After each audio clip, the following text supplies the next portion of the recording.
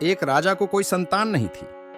वह बूढ़ा हो चुका था और उसे राज्य के लिए एक योग्य उत्तराधिकारी की चिंता सताने लगी थी। योग्य उत्तराधिकारी की खोज के लिए राजा ने पूरे राज्य में ढिंढोरा पिटवाया कि अमुक दिन शाम को जो मुझसे मिलने आएगा उसे मैं अपने राज्य का एक हिस्सा दूंगा। राजा के इस निर्णय से राज्य के प्रधानमंत्री ने रोष जताते हुए राजा से कहा, महाराज, आपसे मिलने तो बहुत से लोग आएंगे और यदि सभी को उनका हिस्सा देंगे तो राज्य के टुकड़े टुकड़े हो जाएंगे। ऐसा अव्यावहारिक काम न करें।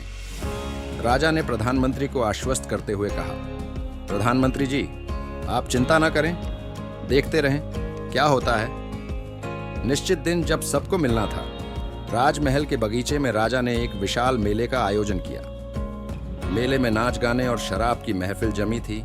खाने के लिए अनेक स्वादिष्ट पदार्थ थे।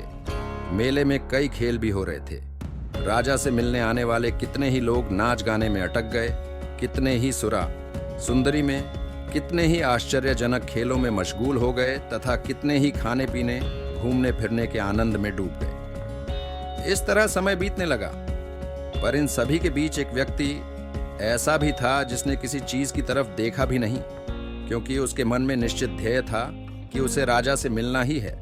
इसीलिए वह बगीचा पार करके राजमहल के दरवाजे पर पहुंच गया। पर वहां खुली तलवार लेकर 2 चौकीदार खड़े थे। उन्होंने उसे रोका। उनके रोकने को अनदेखा करके और चौकीदारों को धक्का मारकर वह दौड़कर राजमहल में चला गया, क्योंकि वह निश्चित समय पर राजा से मिलना चाहता था।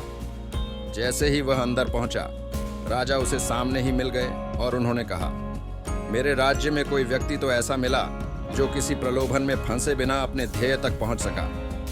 तुम्हें मैं आधा नहीं, पूरा राजपाट दूंगा। तुम मेरे उत्तराधिकारी बनोगे। इससे हमें ये सीख मिलती है कि सफल वही होता है जो लक्ष्य का निर्धारण करता है, उस पर अडिग रहता है, रास्ते में आने वाली हर कठिनाइयों का डटकर सामना करता है और छोटी छोटी कठिनाइयों को नजरअंदाज कर देता है।